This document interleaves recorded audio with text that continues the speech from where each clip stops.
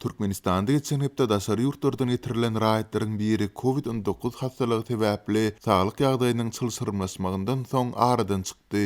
Azatlyk pandemiýa sebäpli Türkiýeden Türkmenistana wagtynda dolanyp bilmedik raýatlaryň 165 tanysynyň 13 aprelde ýzyna getirilip, soňu bilen de Türkmen awadyň karantin zowluklaryna ýerleşdirilendigine habar beripdi. Şol pursat azatlyň habarçylary getirilen raýatlaryň 50-den gowragynda ozal hem saglyk meseleleriniň bolandygyny, olaryň Türkiýe bejerigi operasiýa üçin gidendiklerini anyklamak başarypdylar.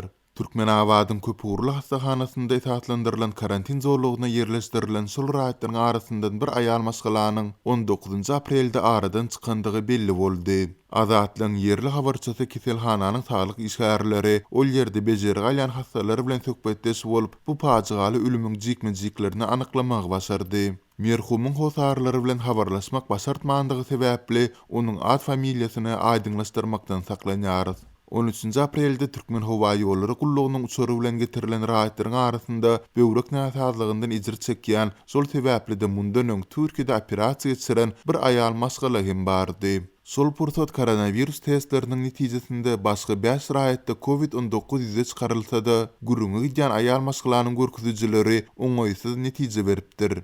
Köp uğurla ýerleşdirilen ol denan özüni gaty erwet duýup başlady. Lukmanlar munyň böwrek näsazlygy bilen bagladygyny çaklap, onu hastahananyň A blogunda dializ guralyna çatyp böwregini arasalap başladylar. Emma hastanyň ýagdaýy kadylaşmady we ol bir hepde ýetmän duşenbe güni aradan çykdy diýip atlandyrmasadygyny soran çeşme 20 aprelde habarçymyza gurrun berdi. Patanatomiya bölümünde merhumyň için açyp görenlerinde onda asla öýküniň galmandygy anyklandy. Destine täzeden koronavirus testini geçirdiler. İkinji barragda onuň COVID-19'a ýolugandygy ma'lum boldy diýip çeşme sözüne goşdy. Mundan soňra köpürli hastahananyň A bloguny ol ýerde ozaldan bejerigi alan hastalar we lukmanlar bilen birlikde dowlulugyna karantina ýapdylar.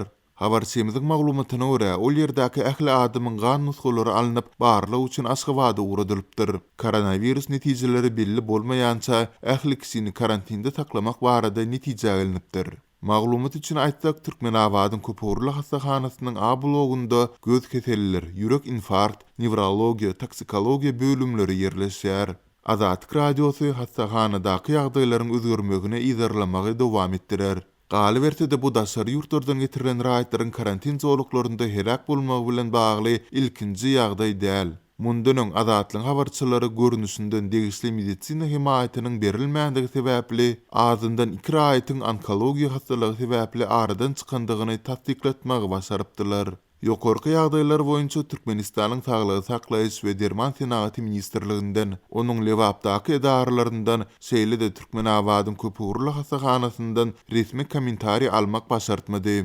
Türkmen häkimetleri häzirki güne çelini hem koronavirusyň ýeki ýagdaýyny da hasaba almadylar. Emma sadyp çykan maglumatlar soňky bir ýylda ýurtda ölüm hadiseleriniň adaty ýyllardakydan has görelendigini, hastahanalarda ýogulanlaryň jesetleriniň plastik haltalarda açmasyzlyk şerti bilen berilen halatlarynyň az däldigini görkezýär. Bu ağırlıkta Amerikanyň Dowlet Departamenti Türkmenistanda COVID-19 pandemiýasy we munyň bilen bagly öňüne alyş çäreleriniň arasynda Amerikan raýatlaryny bu Merkezi Aziýa ýurduny seýahat etmezlik barada duýduruş ýaýratdy.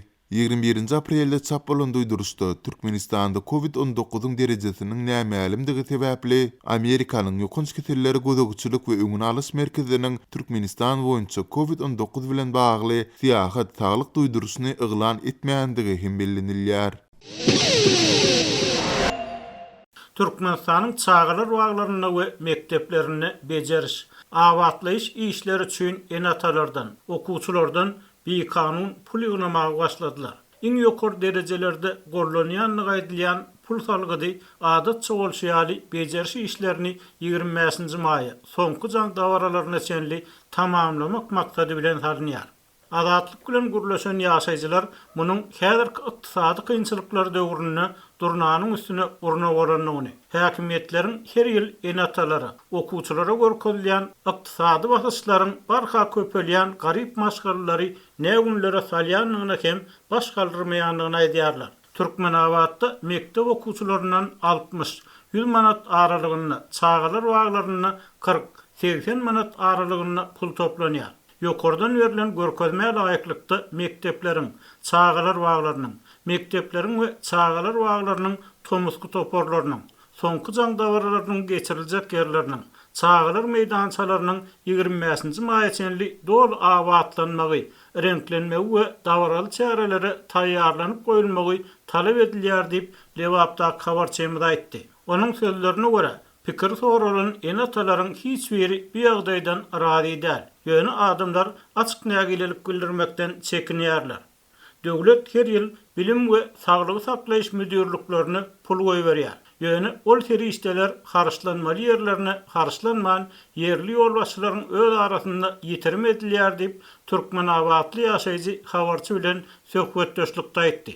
Onun pikirçe göýerlen döwlet seri işleri yerlikli ulanılan ýagdaýyna bilim müdürlügi her ýyl çağalar waglaryny oýun meýdançalaryny awatlamak, renklemek üçin enatalardan pul soramaly bolmazdy. Çağalar waglarynyň tölegleri şonsuz hem ýokary. Köp adam muňa zordan pul tapýar. Üstesine ol ýerde çağalara berilmeli ady önümler hem ogurlanýar diýip anonimlik şertinde gürleşen en aýtdy. Mekteplerdäki çağalar waglaryny bejeriş, awatlaýyş işler üçin enatalara bir kanun salmak diňe sebitlerde däl. Aşgabatda hem adaty bir zat hataplanýar. Şuň gelen habara görä paýtagtdaky mekteplerde hem enatalardan pul ýynalýar. Şäheriň 10-nji mektebine muallimler her okuvçydan bejeriş işler üçin 100 manat getirmegini talap edýär diýip habarça aýtdy. Enatalaryň tasdiklamagyna görä bu mektepde her okuw ýylynyň aýagyna bejeriş işler üçin pul ýynalýar we ol her işleriň möçberi her ýyl ýokarlanýar. En kıyını mektebi tamamlayanlarınki. Sebebi uçurumlar 200 manattan vermeliyip havarça etdi. Biz Rusya Federasyasını hemişelip göçüp gidýärsip göçýäniň durumunu tasdiklayan dokumentin göçürmesini hem görkezdim. Emma klas ýolbaşçym soralyan puly getirmegimi haýyş etdi. Ýogsa özüniň tölemeli boljakdygyny aýtdy diýip azatlygyň ýene bir söhbetdeşi bir kanun pul toplamagyň diňe enatalar däl. Mektep muallimlerini hem kıyın ýagdaýa salýanlygyny görüň berdi. Onun tasdiklamagyna görä mektep direktorlaryna 1-nji klasdan 11-nji klasa çenli her klassa näçe okuwçynyň okaýanlygyny görkezýän sany bolup, şol sany esasynda hem kesitlenen ferişdäni toplamak ýazylmadyk kanun bolup durýar. Bu kanuny işçilerden başlap güýç guruluşlarynyň resmiýlerine çenli kemmeler tabyn bolýar. Egerde enatalaryň arasynda kanunyň berja edilmegine gönnen jogapkar bolan sud, prokuratura, Milli Howpsuzlyk işgärläriniň biri bolup garşylyk görkezjek bolsa, direktorynyň siz näme? Häkimetler tarapyndan keskitlenen düzgünü garşymy diýip soraýar we şol ýerde hem iş tamam bolýar diýip habarça aýtdy. Klassa talep edilen ferişdäni getirmäge gurby çatmayan çağalar bar bolsa, yetmedik puly klass ýolbaşçysy töleýär we olar soň ýuwaş-ýuwaş bergilerini ödmäge çalışýar. Şeýle de klass ýolbaşçylary öz çıkaran pullaryny guruplyrak, maddi ýagdaý ganimet bolan maşgallaryň çağalaryndan alýar we pul öderek olary gowy bahalar goýmak, öňkü hatarlarda oturtmak, öwgüli häsiýetname bermek ýaly hyzmatlary teklip edýär diýip habarça aýtdy. Bilim almak hukuky Türkmenistanyň raýatlarynyň esasy we aýrylmaz konstitusiýon hukuklarynyň biri bolup, bilim ulgamyny we degişli durmuş ykdysat şertleri döretmek arkaly döwlet raýatlaryň bilim almagy bolan hukugyny üpjün edýär.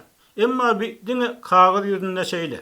Hakykatda bolsa, resmi häkimetleriň ýaşaryp saklamagyna garamazdan mekteplerde dowam edýän sosial adalatsyzlyk ýararly soňky jaň dawaralaryna gawat, garyplyk we kemsitmeler arasynda öz janyna kast edýän ýaşlar baradaky maglumatlar hem syzyp çykýar. Aşgabatda täze teatr möhsümi açyldy. Paýtagtyň Pushkin adyndaky drama teatrynyň spektaklaryny biletler öňünden satylyp gutarıpdyr. Azatlyk radiosynyň habarçysy Türkmen paýtagtyndaky medeni wakalar we täze teatr möhsüminiň aýratynlyklary barada Aşgabatdan habar berdi.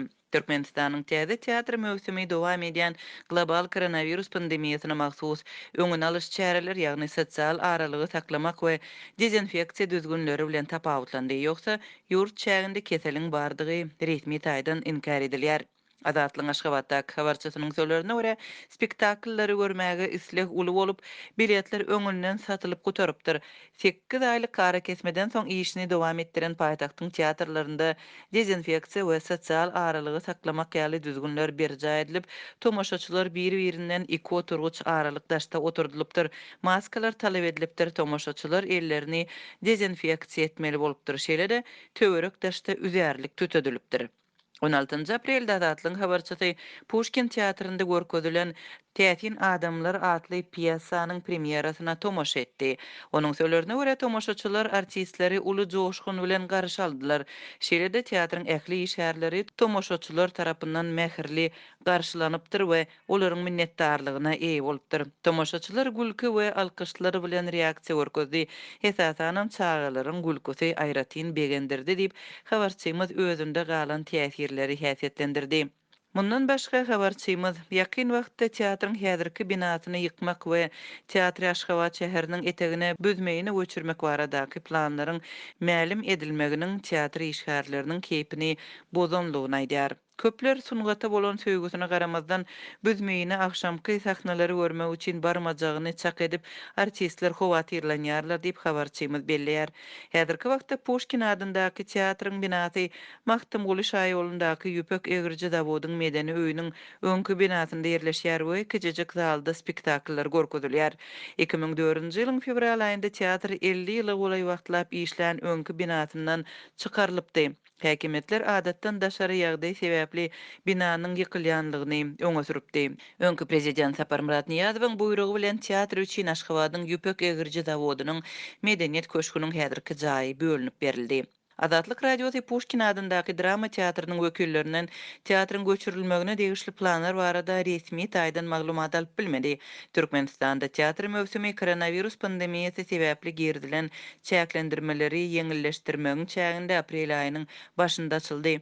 Ýurtda teatrlar geçen ýylyň iýul aýynyň ahirinde söwda merkezleriniň bazarlaryň, teýilgäkleriň we hyzmat pudugyna degişli kärhanalaryň ýapylmagy bilen bir wagtda işini toktadypdy. Şonda häkimetler görülýän çäreleriň sebäbini ýokynç keselleriň ýaýramagynyň öňüni almak bilen düşündiripdi, emma koronavirusy agdamandy. Bu aralykda aprel aýynyň başynda ýurtda hereket etmek düzgünleri ýeňilleşdirilip, söwda, hyzmat we medeni edaralaryň işine degişli çäklendirmeler ýatyrylyp başlandy. Bir ýyllyk ara ketmeden soň sebetleriň arasyndaky ulug aragatnaşygy bölekligini dikeldildi. Meçhitler we teatrlar açyldy. Türkmenistanyň ýolbaşçylary COVID-19 keseliniň ýokaşmagy bilen bagly hadisalaryň bardygyny henüzem resmi taýdan ikrar etmedi.